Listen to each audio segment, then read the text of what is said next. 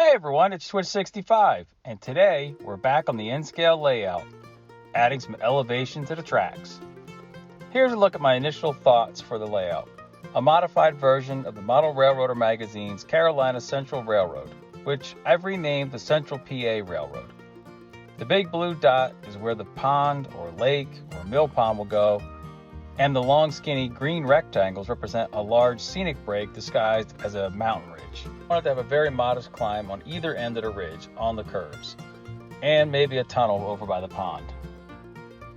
This camera angle is looking from the right side of the layout down towards the eventual pond, which is far off in the background.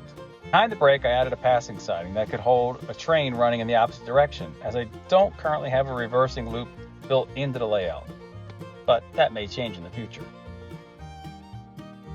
I picked up a 2% incline-decline starter set from Woodland Scenics, and the foam risers take all the math out of the equation, and they can bend around curves, so bonus for me. Prior to beginning to shoot this video, I laid out all the tracks and marked their locations with a Sharpie, noting where power feeders and turnout drops would be located. I also wanted to make sure I didn't have any turnouts on the risers or declines. Getting the risers in place is as simple as adding white glue to the backside, aligning them to the shape you have, and then using pins to hold them in place while the glue dries. After giving the white glue overnight to dry and cure, the real work started, laying down the plaster cloth, the same stuff doctors use to make casts for broken bones. Easy to use, but it is messy. Cutting the fabric leaves plaster dust all over the place, and you have to use water to activate it, and so those are your two main culprits. Just be aware that you're going to get dust and water and wet plaster in places you didn't plan on having it before. I also used crumpled up bits of paper towel to make the edges look less like cut foam and more like natural rolling hills. You can see here that I worked around the holes that I had already drilled for the wire leads. This is to keep from having to drive through all that hard plaster once it sets.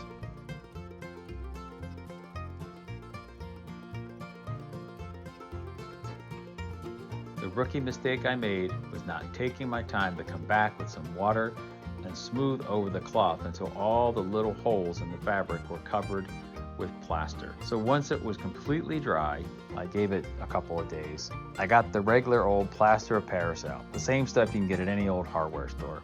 I added just enough water to get a very thin pancake-like batter consistency.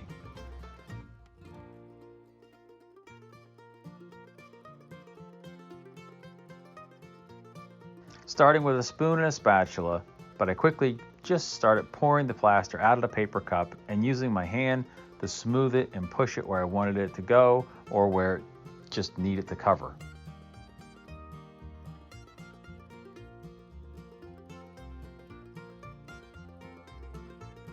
"24 hours later, I came back with a drywall sander and 300 grit sandpaper to smooth down the high spots.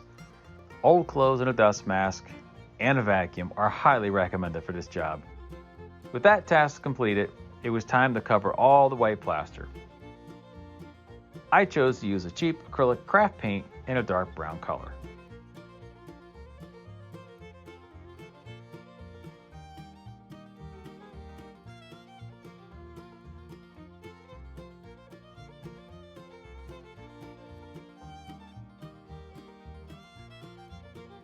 And there you have it, a simple change in elevation without having to worry about it being too steep for the trains to actually climb the grade. Next time we'll work on gluing the track in place and getting more paint down so we can make the whole layout look more realistic.